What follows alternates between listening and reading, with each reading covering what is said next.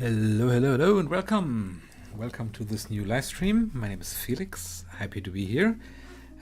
Thank you for joining. Today is our third live stream, I believe, in English, where we'll be exploring a specific, concise topic, so to speak. And today's topic is, as mentioned, sound. Everything that is to be known about sound setup, sound configuration, and also exporting MP3 and rehearsal options and practice options. Yes, actually quite a lot to tell on this topic, so I'm happy we're doing this. We get questions around sound on a regular basis, so I thought it would be a good choice as a main topic for this stream. Right. Before we get started, I wanted to talk to you about a couple of things. First of all, I don't know if you noticed, but I think about 3 or 4 weeks ago, I posted a drum quiz. This was the one. And unfortunately, the drum quiz was a little too difficult, so nobody found the solution. So a week later, I posted a hint video where I had some visual hints to help you guys. And after I posted this, like maybe 10 minutes later, somebody solved it and won a free version of Capella 10. And why am I telling you this? The next quiz or riddle that I will be posting, and I love posting those, so I will definitely do another one. The next one will be much easier. So if you don't want to miss it, if you don't want to miss your opportunity to win a free version of Capella, I recommend you subscribe to our channel and turn on notifications so you don't miss it. That's that. Secondly, I wanted to introduce a new segment to these live streams, and that is the recommendation of the month. So each stream I would like to recommend a band or a musician or somebody I thought was impressive this month. And this month, this might not be super surprising because this trend is already well ongoing. I would recommend you listen to Engine de Poitrine. This is a Canadian group for those of you who haven't seen them yet. It is not always easy to, get past the looks. So this is like something that looks super silly and who could that be? But please don't judge a book by its cover. This is actually very interesting music. They do microtonal work, they do loops, and the rhythms are really interesting. The person on the drums is very, very good drummer. I would really recommend checking them out. This was also the first time I got in contact with microtonal music. Never really listened to that kind of stuff. And this was the first time, and I was really impressed how catchy it actually was. I was expecting something very brainy, but it really wasn't. It's just a really cool song. This is my favorite one called Sarniez, but they have a lot of good songs. So if you feel like listening to something new, please check out Engine de Poitrine, which by the way means angina pectoris, which is a pretty serious medical condition. But of course, listening to the band is totally risk-free. Also, I will be doing a video about microtones in the near future because a lot of people take interest in that kind of music now.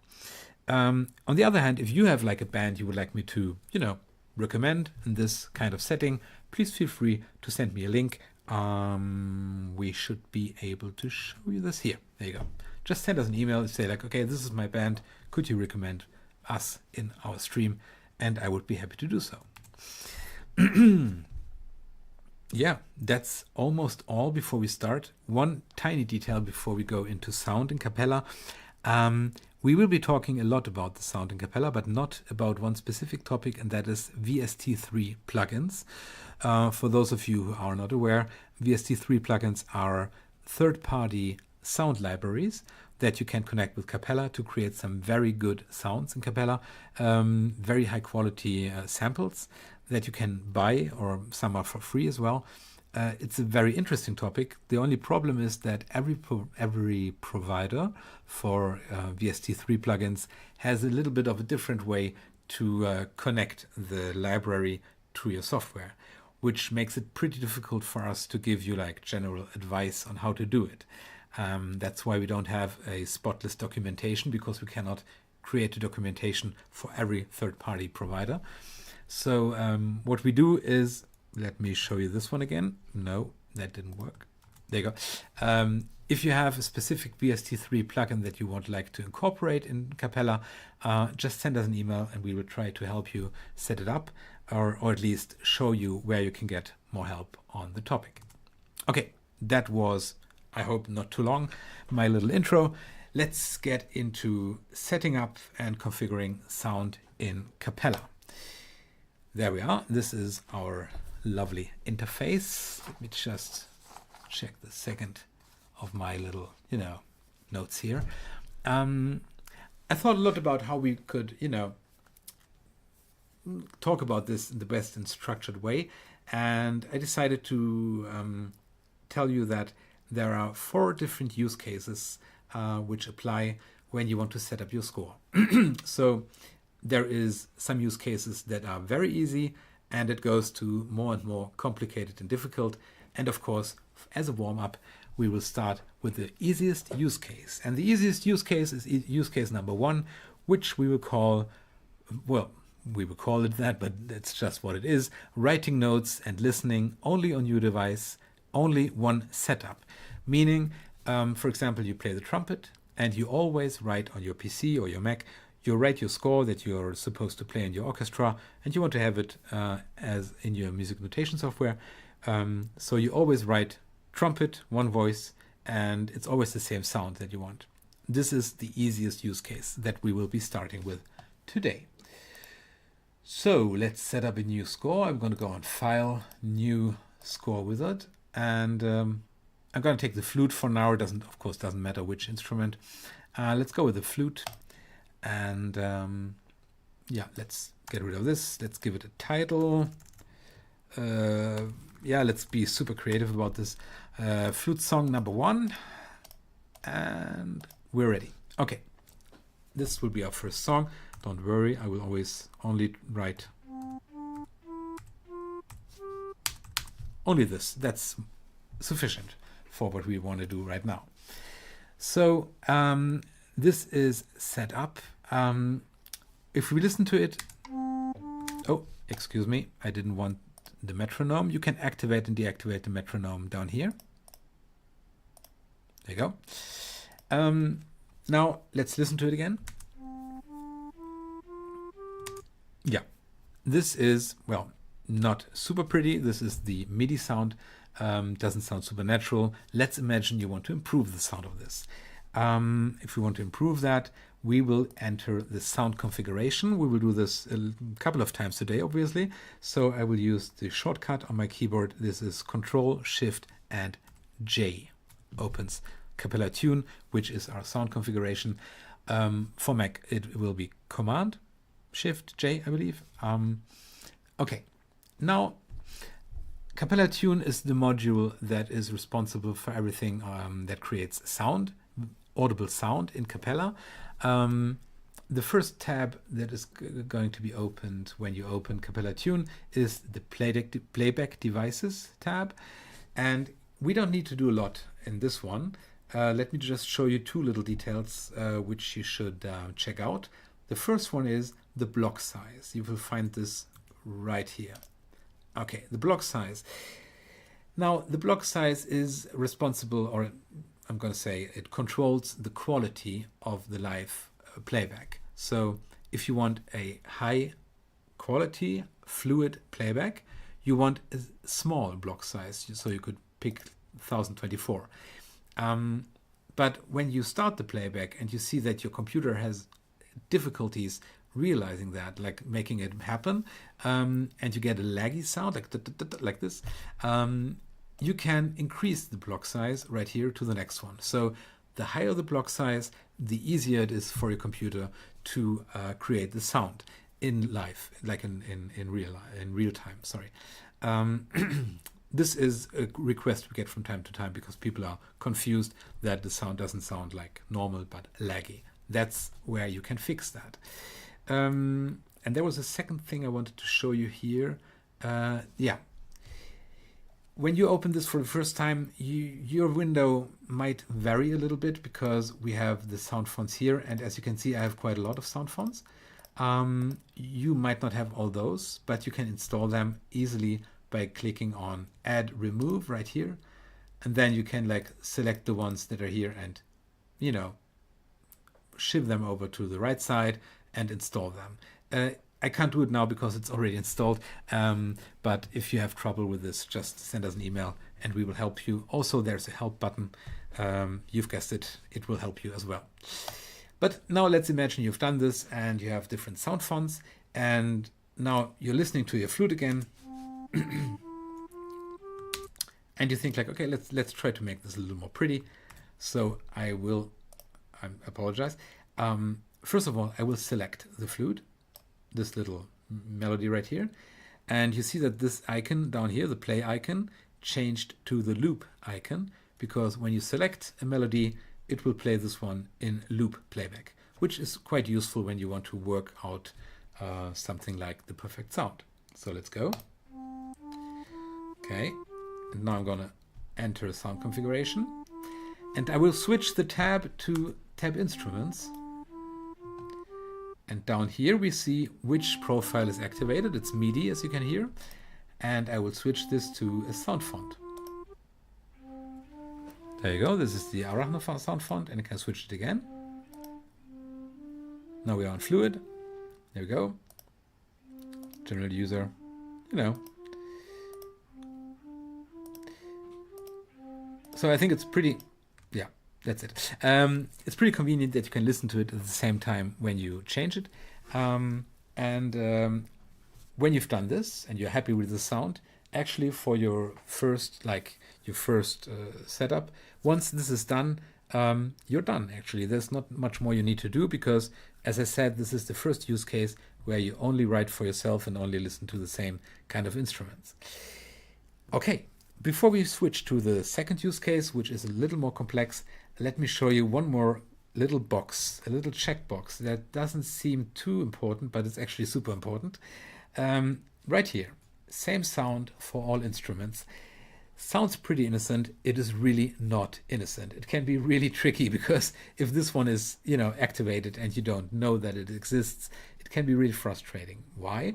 Because if you activate this checkbox or you check this checkbox, anything you do, be it here, be it in the system template, we'll come to this later, any setting you do will be overwritten by same sound for all instruments, and what instrument or what sound will be used, playback devices, default sound. So if I go back to this tab and I check out default sound, I will see that default device is indeed MIDI. So even though I have chosen this sound font, which we agreed on is quite lovely, when I hit playback now, I hear piano, which is a little bit confusing because I'm having a flute, but the flute is not used because I activated same sound for instruments. There's a reason for this strange checkbox. Some people like to, when you have a large orchestra, they like to hear everything from the same instrument to check out harmonies and stuff like that. I guess that's one of the reasons why we have this, but just uncheck it and everything will be back to normal. There we go. Okay. Check. First use case is covered. Let's change it up a little bit and go to a similar use case, but a little bit different. You're still at home. You're still writing notes for yourself pretty much, but you use different setups. For example, you play the trumpet in your jazz trio and you play the flute in your orchestra. And while the Arachno flute sound font is convenient for you, let's imagine that for the trumpet you prefer a different sound font. This would mean that every time you create a new song or you open an existing song, you need to go into this window and change this one to the next one. Sometimes you might forget, etc., etc. Not really convenient. What are you going to do? In this case, for example, if I decide that after all, I prefer the MIDI sound, I can, by the way, this is Control, Shift, and M to change the system template from the collapsed to the full extended vision right here. So if you change it to MIDI, for example, in the system template, it will overwrite the setting in the sound configuration. As a reminder, in the sound configuration, we have Arachno Soundfont. If we have MIDI in the system template, it will use MIDI.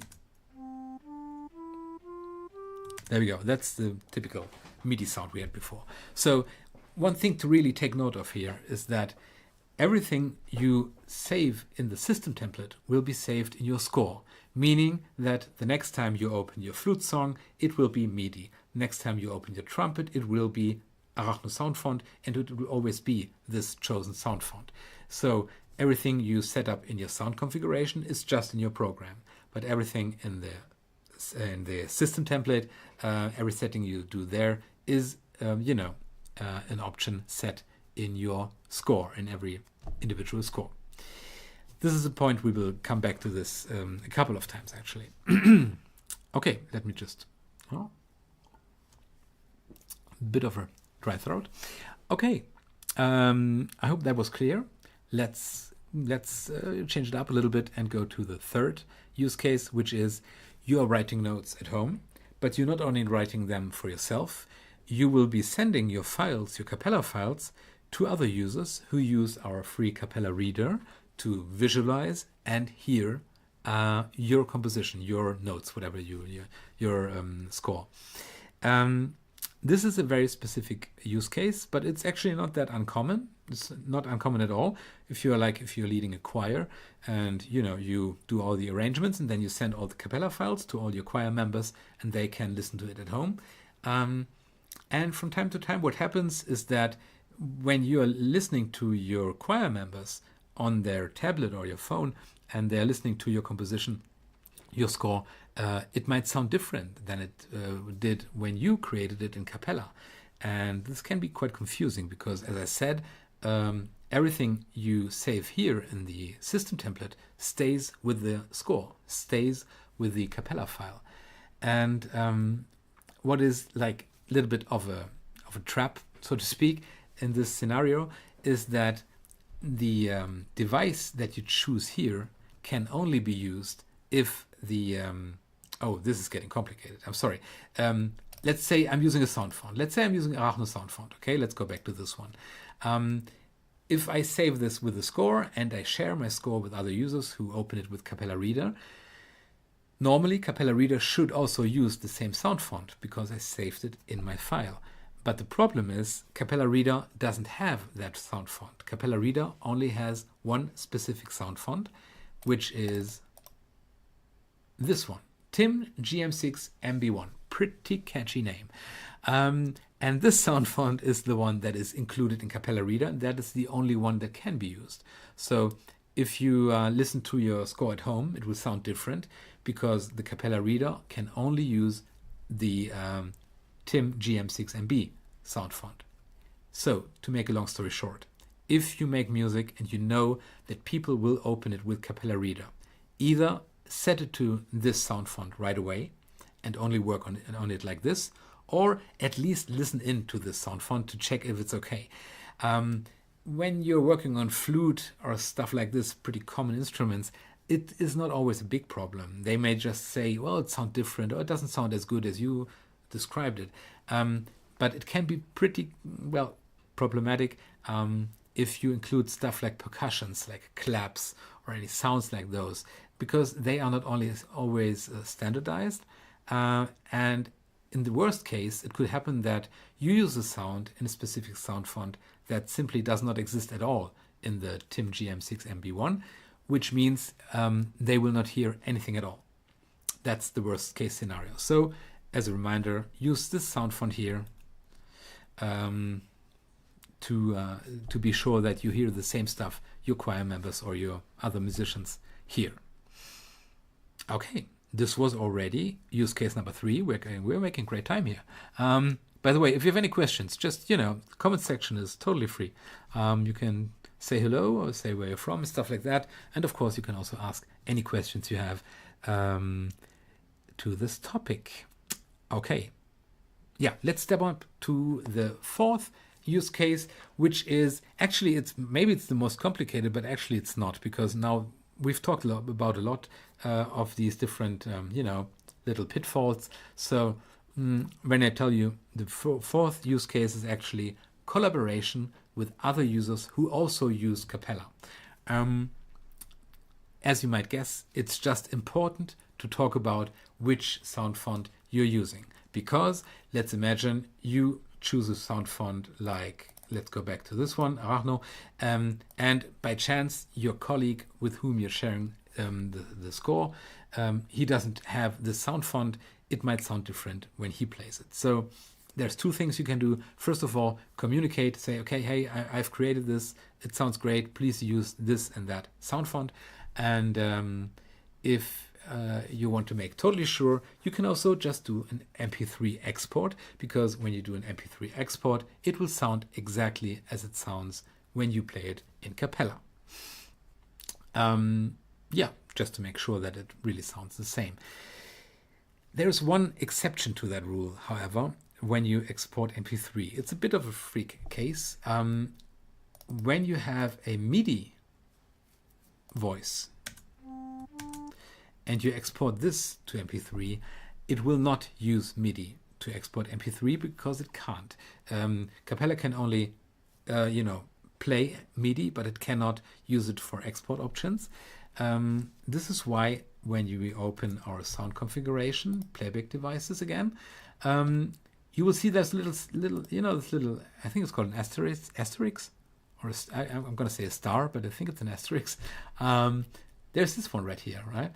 And when you open this, context dialog, it says use as wave default device, meaning when you export MIDI, it will use this one to export MIDI. So your MIDI export will sound differently than you would expect, just to keep in mind. Okay. These were the 4 use cases I wanted to talk about. As I said, please drop any questions in the comments. Now let's see. I do have some specific cases, some little questions I wanted to talk about as well. First of all, let's collapse the system template and go to this one I prepared before. Just a tiny little bit of a hint, a tiny bit of a tip. If I work on a score like this, if I want to, work a lot on the sound, I will always have to select and, do the loop playback. If I don't want to do this every time, I can also just create a volta bracket like this, 1 to 9, and then even if I forget to select it, it will still continue to play a couple of times. I thought this was a little bit practical, so worth noting. Okay, now let's see. There's one specific case that can also happen. Let me put this one back to unspecified. So as a reminder, I know it's a lot today. I'm sorry. I'm going to repeat this one. As a reminder, if by the way, I can also do this. Yeah. As a reminder, if device unspecified is set up in your system template right here, it will use the device that is set up in your instruments tab. See, I can't show it with this. I have to go back. Yeah. If in your system template it is unspecified, it will check, okay, what is set in Capella Tune, which in this case is Arachno Soundfont. Let me switch this back to MIDI for now. Let's listen to this just once.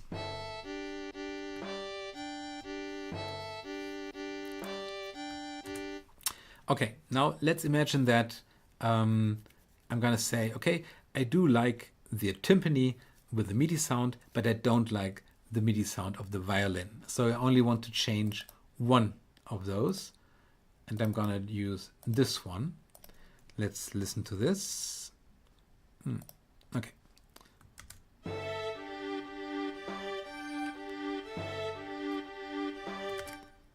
As you might notice, let's listen to this again. The timpani is a tiny bit late. And this might be quite surprising because this is a computer. How can it do a mistake like this?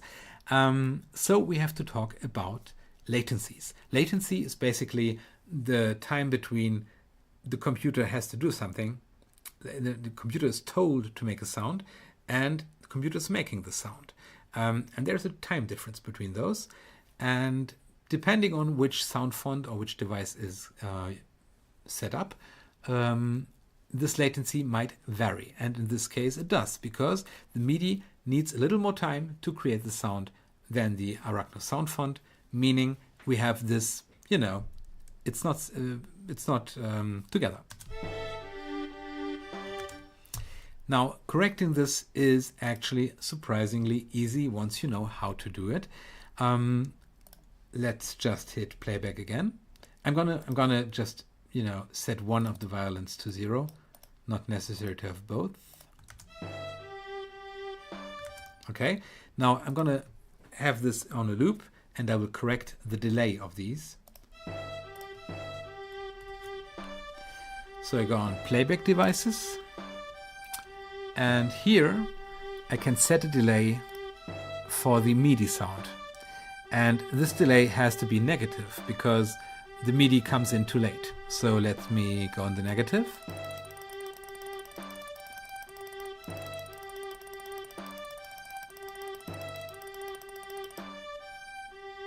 Already better.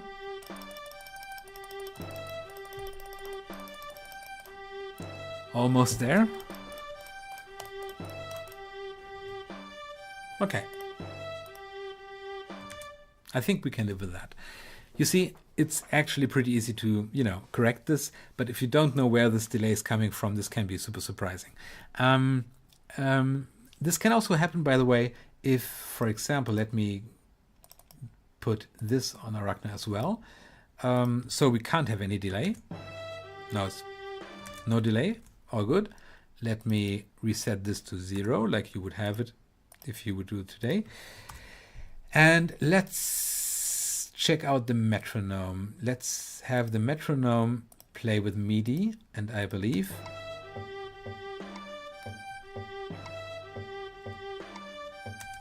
now the metronome also has the same delay, because the metronome, after all, is just another instrument. And if this is set to a different device than your main instruments, you may have the same delay. Now you know how to fix it. But as I said, this can be pretty confusing if this happens. Okay, those were like the big topics I wanted to cover. Maybe let's just check out, because we have opened this tab a lot of times. Let's maybe check out what else we can do here. So in Capella Tune, you can, as I said already, you can set up the device. You can also set up specific sounds. Then you can go to articulations, where you will find, for example, pedal, how to, prompt the pedal start and pedal end. Also, all different kinds of dynamics can be, articulations can be set up here. So those are all text prompts. So you would have to simply write legato in your score, so that when you hit playback, this part will be played in legato.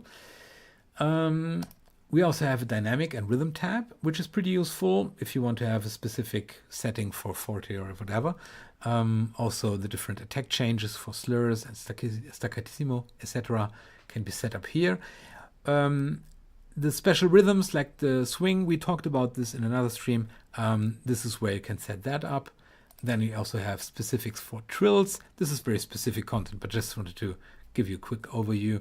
And tuning. Sometimes we will ask about like antique tunings, and sometimes, or like currently, like when talking about microtones, this is also a topic that comes up. So here's where you can set this up. And I wanted to revisit let me take this back to this, the rehearsal options, which are actually, you can access those down here on the right. There are the basic settings like intro. Let me actually do this. Intro. Yeah, let's do a silence, starting notes, another silence, counting in, and then all beats. I'm sorry, I'm not at the beginning.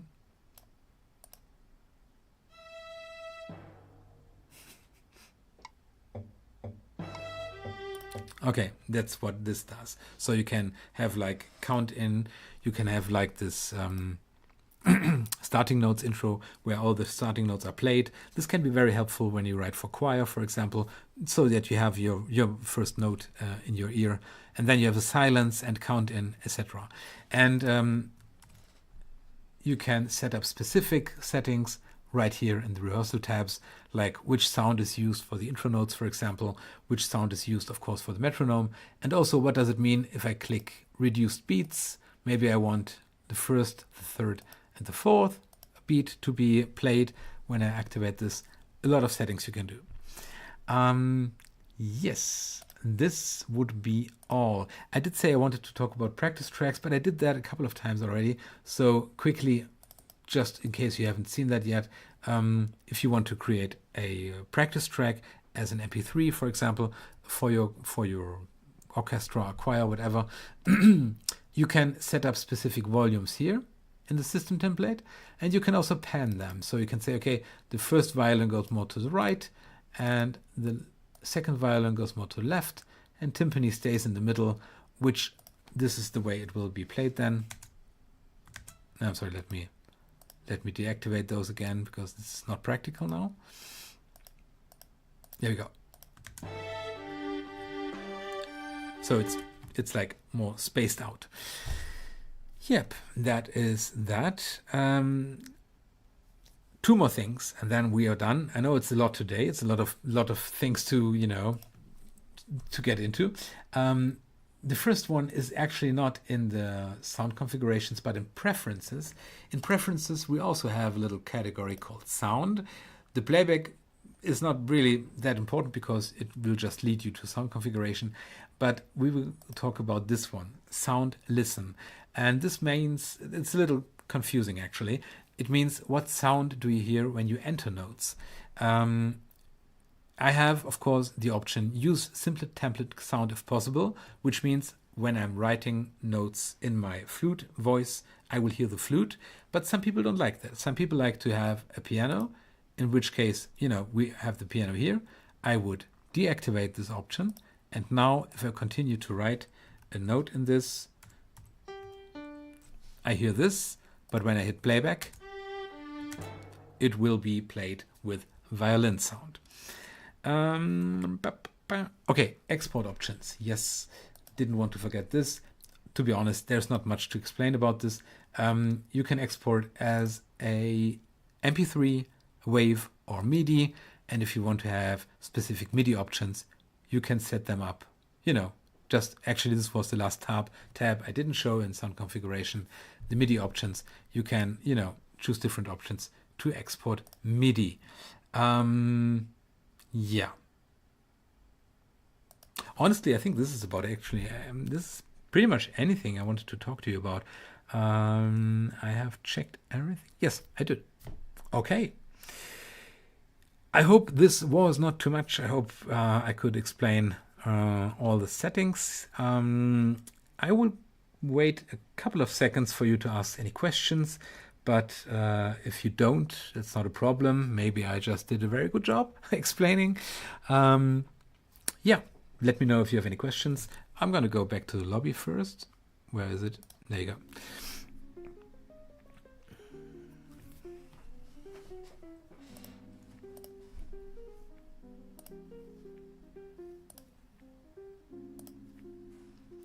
Okay. Doesn't look like there are any questions left. Of course, if you have any questions while you're watching this later and you want to have any sort of input about this, questions left, you can just send us an email, of course. Of course, you can also after the stream. I know a lot of people, most people actually watch the streams not live.